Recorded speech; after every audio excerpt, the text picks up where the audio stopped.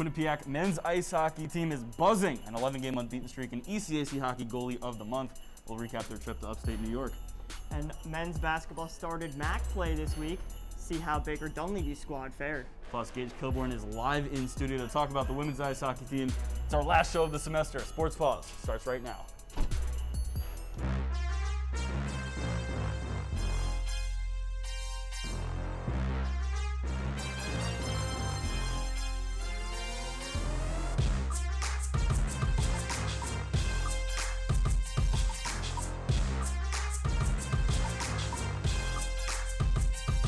And live from Studio 125, Sports Paws is on the air. I'm Jacob Resnick. And I'm Joel Agrippa. We have a lot to get to tonight on our final episode of the semester. And we begin with the number 2 nationally ranked Quinnipiac men's ice hockey team, which entered the weekend on a 9-game unbeaten streak. The Bobcats took a trip to upstate New York to visit the RPI Engineers, and QU did sneak past RPI by a final score of 2-0. Michael Lombardi in the first, Oliver Chow in the third. That's a recipe for success. Another shutout for Janine Perez. We'll have more on him in a moment. Quinnipiac looked to carry the momentum into Saturday's tilt over in Schenectady. Jacob, I heard they have horses over there. The horse from Schenectady. Let's take the highlight, the Union Dutchman versus Quinnipiac. We're going to start in the second period here. The graphic's going to say third, but we're just kidding. It's the second period. With no score so far, Wyatt Bongiovanni tries to pass towards the net, but it goes off a Union stick, and Desi Burkhart collects the loose puck and scores. Now we're going to go to the third period. The wraparound attempt by Gus Van Ness is good. He squeezes it right underneath Union's Connor Murphy to extend the Bobcat lead to 2, and they start pulling away. Still third period. Bobcats keep rolling as stretch pass is going to reach Gus Van Ness, and he jukes out Murphy for a stunning breakaway goal.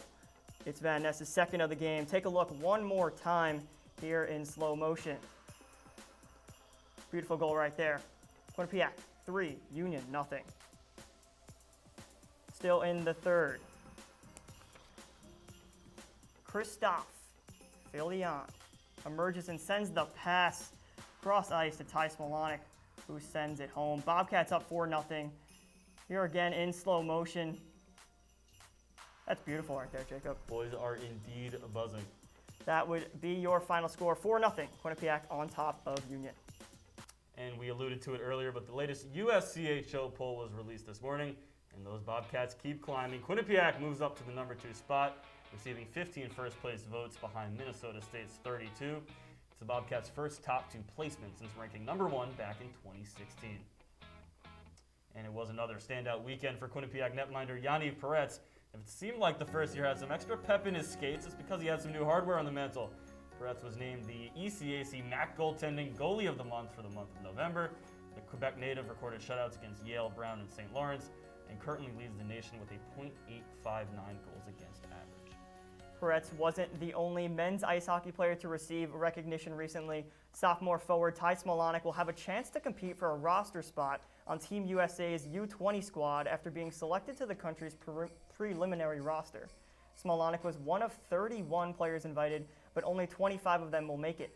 The 19-year-old joins the competition of other drafted NHL players as well. Smolonic currently leads the Bobcats in goals with 8 and is second on the team with points with 12.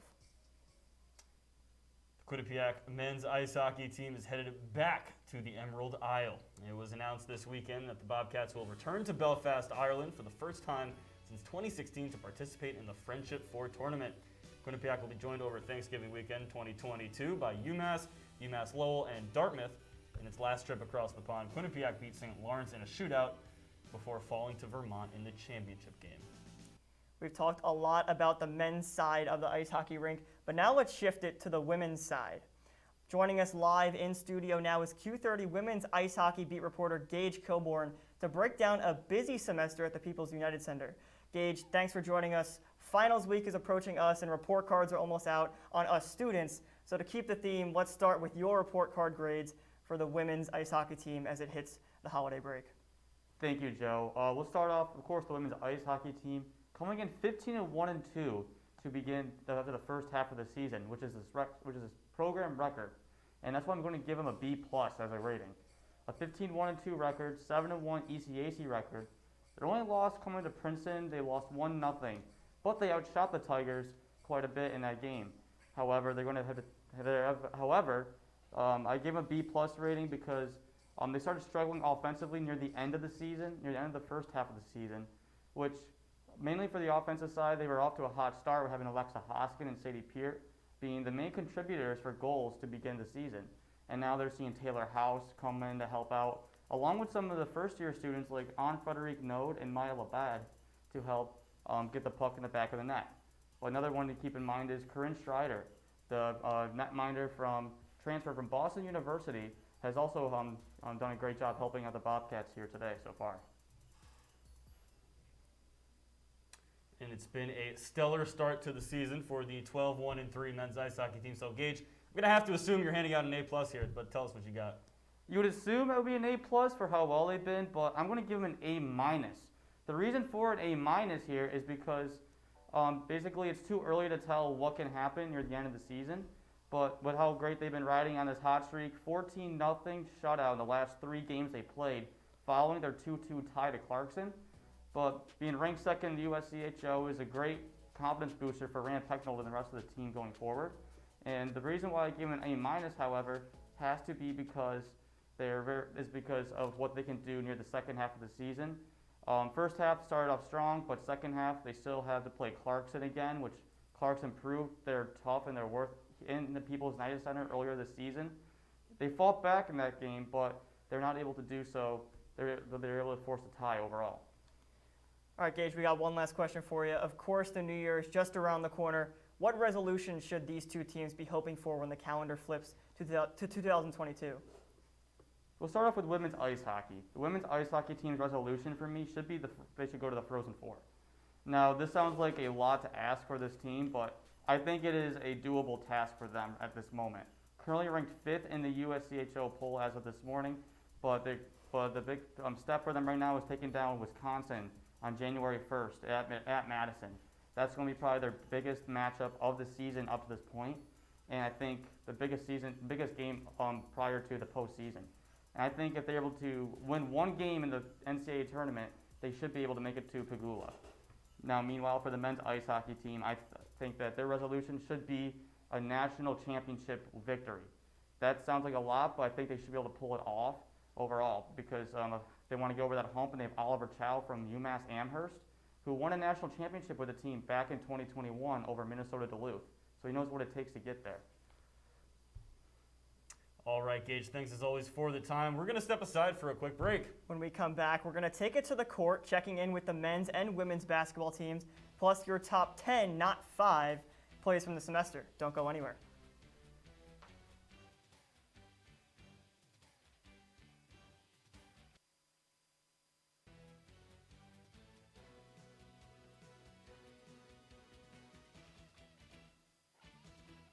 Honey, what I think you need is a socket wrench. I played JV basketball. I'm sorry. I don't think it looks right. This is good, and it's all good, baby. Is it really all good?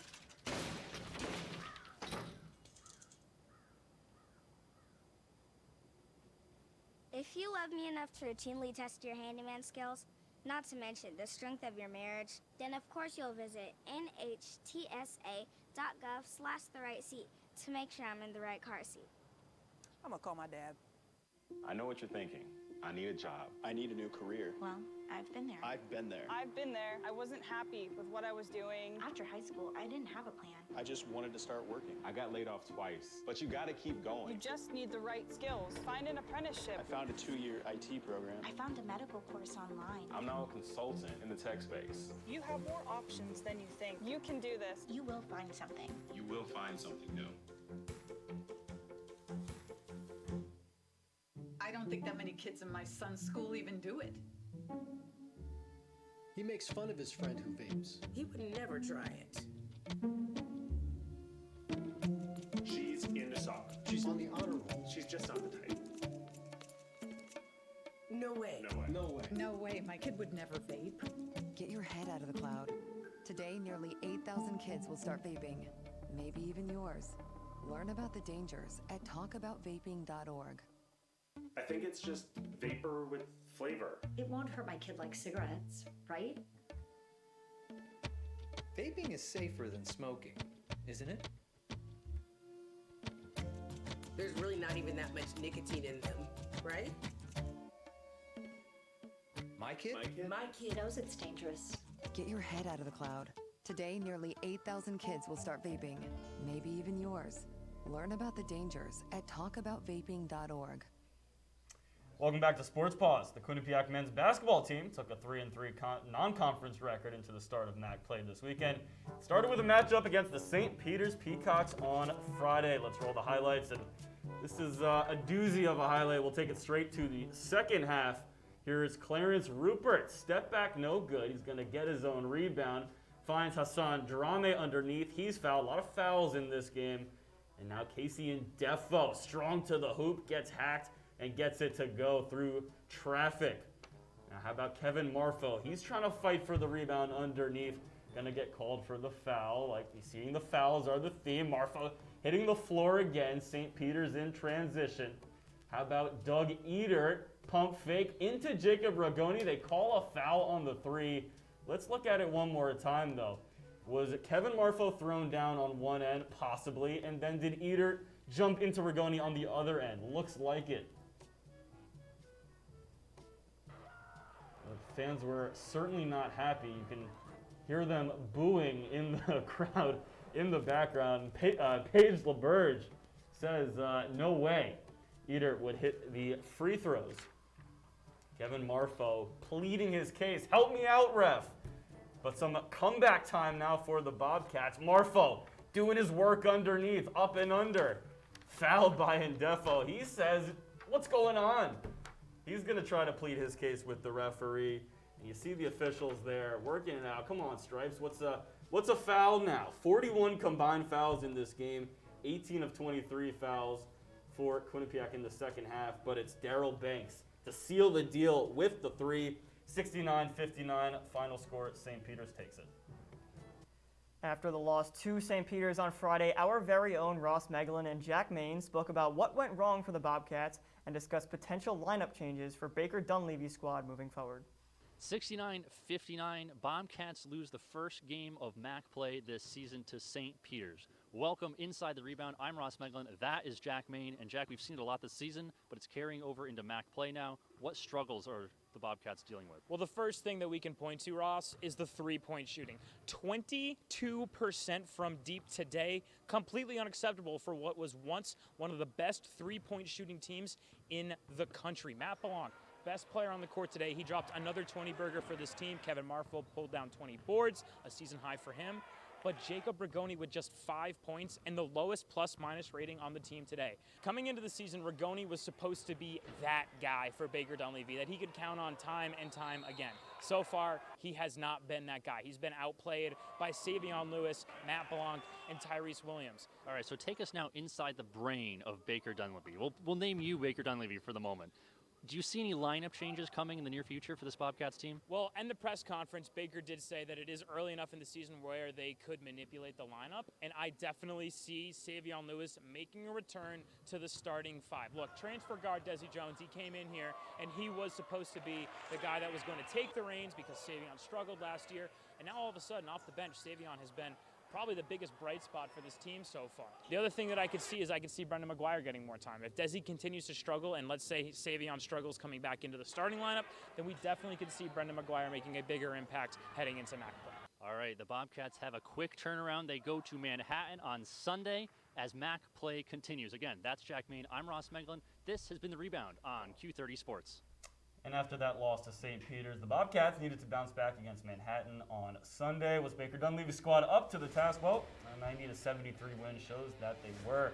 Bobcats led by just 2 points at the half, but they outscored the Jaspers 57-42 in the second, propelling them to a victory. Matt Blanc, he's been hot this season, led the Bobcats with a career-high 31 points, shooting 7 of 12 from the floor and 13 of 15 from the free throw line. Bobcats 55%, season best against D1 opponents. Bobcats back in action on Wednesday at Dartmouth. After its rebound win against Manhattan, Quinnipiac now stands at 1-1 in the MAC standings. It's obviously still very early in the season, having played just 2 conference games so far. But we could have a peek at how the rest of the MAC looks. 3 teams have won their first 2 games, that being Monmouth, Iona, and Fairfield. Quinnipiac sits in the middle of the pack, and Niagara Ryder and Canisius still looking for their first win. From one side of the basketball court to the other, the Quinnipiac women's basketball team squared off against local rival Yale Bulldogs last Wednesday at the People East United Center. Let's see if the Bobcats can do the same as they did last. They're ready to face the Yale Bulldogs. Fast forward to the third quarter where the real battle began. Jenna Clark at the perimeter, guarded by Mackenzie DeWeese, and Clark slides past for the layup, ties the game 50-50 midway to the third, right after we got some 1-2-3 action by 2-1-3. Camelia Abiso passes with the steal. The Clark, she bounces into Kristen McCann, take it up for the layup. Here come the Bobcats. So Jada Botter to Michaela Morris. She does the infamous side step pull-up jumper, and it gets in. Moments later, it's Rose Caverly, and you know what she does. Pulls up for the three. Bobcats take the lead right back. With under 3 to go in the third, perimeter passing for the Bulldogs lands into the hands of McCann for the three. Yale goes into the fourth quarter up 53-51. Caverly passes to Morris here, and Morris hesitates and goes for the jumper, scoring the first points of the quarter. Game tied now at 53. Then the scoring goes on for the Bobcats. DeWeese dribbling in, does the little loop-de-dee-loop. The defender dishes to Hayward for the bank shot. She would lead the game with 15 points. Mackenzie Holmes with the roundabout pass to Bonner, sneaking it in for the cut layup, and then Bonner gets the Yale inbound steal. Almost loses it there, gets control and takes it all the way for the layup.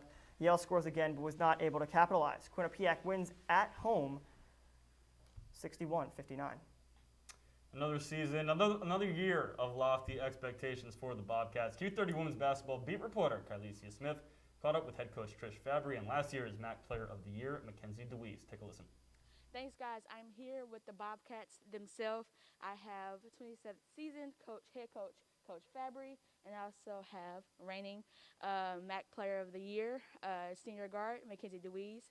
Thank you guys for being here today. So let's just kick it off. Starting off, you guys have a few games under your belt so far, but just a regular season, and have a lot more games to go. So where do you think the Bobcats stand as of right now, not looking at standings or the or numbers? Yeah, I'm really pleased. Like I love where we are and where we're going. We were talking before we got on air, and we're coming off our 2 best days of practice. We had a really good, gritty home win against a good Yale team, and coming off a really great offensive performance against Hartford. And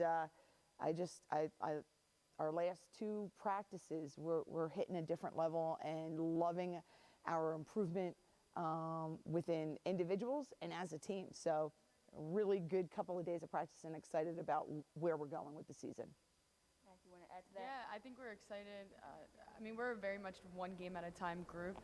We don't want to look too far ahead to the MAC tournament or anything like that. So I think right now we're one game at a time, and we're really looking forward to this next game as well. Absolutely. I'm sorry, Mac. I have to go that route because we got to look towards, got a couple of games left until MAC play is to begin.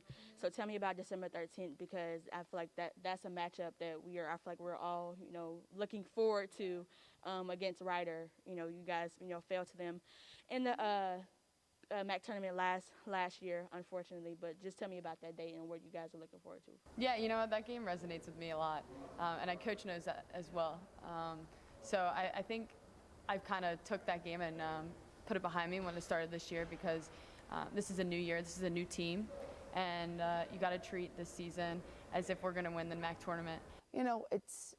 Every game is going to be a great game, and I think everyone's gunning for Quinnipiac. That's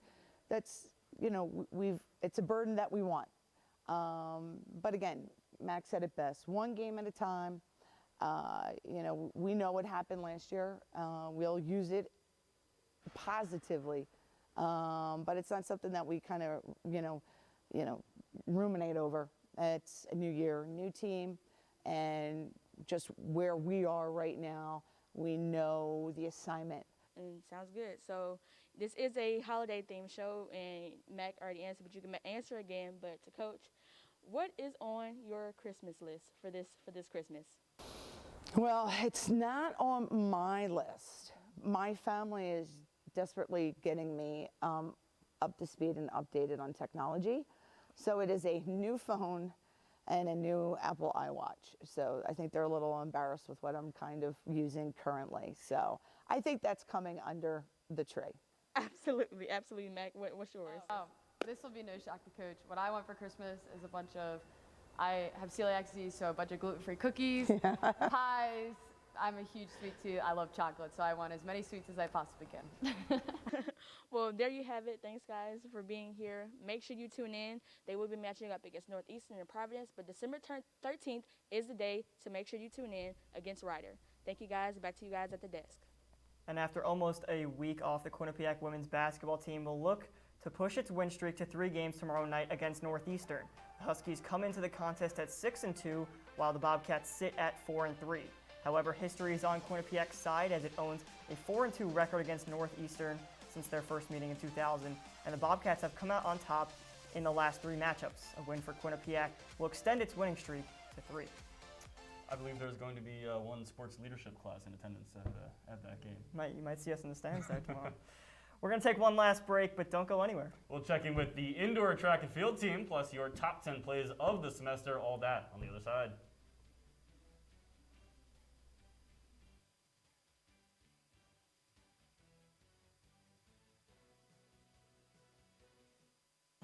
Meet the scan, a simple procedure whose mission is to detect lung cancer early.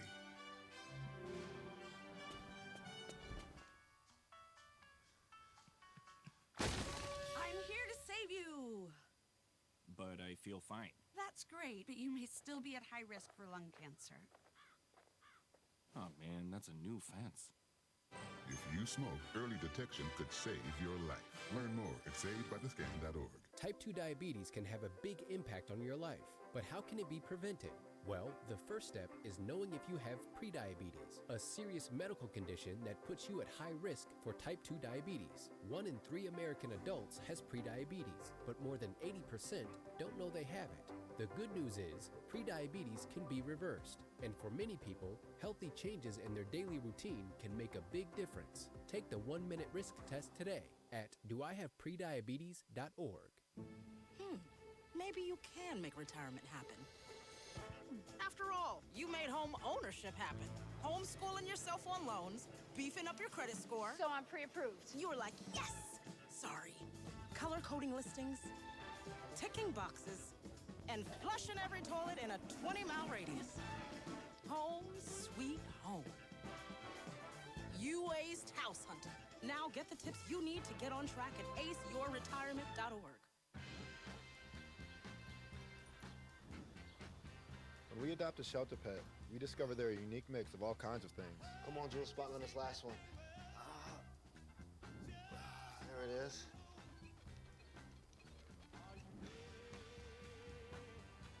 Keep going with it. Leo. They're a little bit of a lot of things, but they're all pure love. Almost out of time here on Sports Paws, but let's check in with the women's indoor track and field team, which opened its season on Saturday. Bobcats were picked to finish 3rd in the MAC preseason coaches poll. Monmouth led the way with 78 total points, while the Ryder Bronx bested the Bobcats by 2 points, but both squads picked up 1 first-place vote each. Continuing with the Quinnipiac women's indoor track and field team, they traveled to Boston, Massachusetts to compete at Boston University's season opener. Seniors Simone Foster and Aisha Gay both tallied first-place finishes in the 60-meter hurdles and the 300-meter run, respectively. Gay's finish broke the school record in the event as she ran to a first-place finish in the 300-meter race, a school record time of 38.77 seconds. Quinnipiac will compete in one more meet in December at the Yale season opener on Saturday, December 11th. A Quinnipiac women's golf junior is taking home some hardware. Mia Gruinski was named the Connecticut State Golf Association's Liz Giannello Karen Women's Player of the Year. That's a mouthful. As announced on Thursday, the Farmington native won the Hartford Open in June and finished 2nd in the New England Women's Amateur a few weeks later. Joe, what do you want for Christmas? Jacob, I thought about this one, and I think it might be a new sports director. Oh, great one. We're also looking for a new president coming soon in March. In March. Well, Q30 Sports caught up with some players on the women's basketball team to see what they wanted for Christmas. Take a look. What do I want for Christmas? A WNBA sweatshirt, a massage, basketball, and a Chipotle gift card. I would like an Apple Watch, a new phone, and clothes. I want to watch The Grinch with my team. I would like a bunch of sweets, like pies, brownies, cookies, gluten-free to be exact.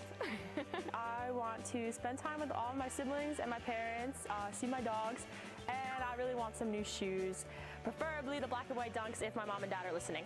I asked for clothes and a new dog. What I want for Christmas is money. I need to frame that differently. Okay, yeah, just money. Well, it was an abnormally warm December day earlier, but we're about to take things below freezing. That's right. We've got not 5, but 10 of the coldest plays from the fall semester. Let's get going. Here we go. Top 10 plays. Oh, I feel like Sports Center. We're going to kick it off with number 10, back on September 19th. How about Chloe Kahanui? Oh, man, what a dig. And then it's Olga Zampati on the other end. Gets it to go. Ryder took that one 3-1. Number 9, to the field now, September 29th. Parag Asen with the breakaway. He's going to hook it in with a sliding Sienna goalie. Catch the celly. There it is. Always the classic Asen celly. On to number 8, field hockey, September 17th against Temple. Emilia Massarelli out of Argentina had a fantastic rookie season. Little dink and doink and gets it to go. Temple took this one 3-1 in shootouts. Number 7, onto the hardwood, November 28th. Savion Lewis hands it to Tyrese Williams, who 1-2 steps his way to the bucket. And on to number 6, back to field hockey. How about Michaela Adams on September 12th? Watch this move. Whoop, whoop, whoop. Where you going?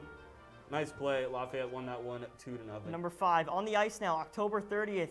Oliver Chow gets locked up in the front of one of the net, but Tice Milonic sneaks from behind to finish the goal. We'll look at this again. Nifty finish there from Tice Milonic. On to number 4. Here we go, October 16th. How about Sam McCann, the first-year sensation for the Quinnipiac men's soccer team? A good first touch, controls, finds his way, and finds the ball to the back of the net. Niagara, though, did take that one 3-2. McCann was fired up there. Play number 3, switching now over to women's soccer, October 31st. Happy Halloween. This is a perfectly placed ball as senior Gretchen Cron dives to blast this header into the net. First round of the MAC playoffs, and Cron nets the only goal. Bobcats win 1-0. Number 2, we had to put this one in here. You know who it is. Matt Belanc in the season opener at Maryland. Put him on a poster. Fats Russell, where you going? Matt Belanc. Man can fly, and stares him down. Number 1, on to rugby with the coldest move of the semester. Cat Story jukes out 1, 2, 3 Dartmouth players. Almost goes all the way. This one deserves slow-mo. You couldn't ask for a better move. I know the New York Giants might need a running back. Barkley's been a little bit iffy ever since coming back from the injury, so maybe they could use some Cat Story in the backfield. And we're kicking off a new Sports Paws segment this week called Bobcat Pulse, where we check in with Quinnipiac fans on social media to see what they're thinking. This week's question, which QU game over winter break are you most looking forward to? Let's check out the results. And you see men's hockey against Yale. The Yale game, 45%. Men's basketball against Iona coming in at second. Listen, I know the Yale game, every year it's a big deal, but I'd say 90% of the Yale game is the atmosphere, and I can really have that if the game's going on over break. So I'm going to take that Iona game rematch of the MAC playoffs last year when Rick Pitino and the Gales knocked out the Bobcats. That'll be an interesting one. Well, we're going to toss it to a weekend preview real quick. Check out some of the games coming up. Cross winter break, you just saw those games, most of them on the Twitter poll there. Also, that women's ice hockey game, do not underrate it. January 1st, Happy New Year 2022. Wisconsin currently ranked as the #1 team in women's hockey. Well, that's all the time we have for tonight, Jacob. Thanks for joining us on the final Sports Paws of 2021. stay up to date with all things Quinnipiac sports over winter break, follow us on Twitter at Q30 Sports. Visit our website, q30tv.com, and download the Q30 television app on the App Store. For Jacob Resnick, I'm Joe Agrippo. See you next year, Bobcats.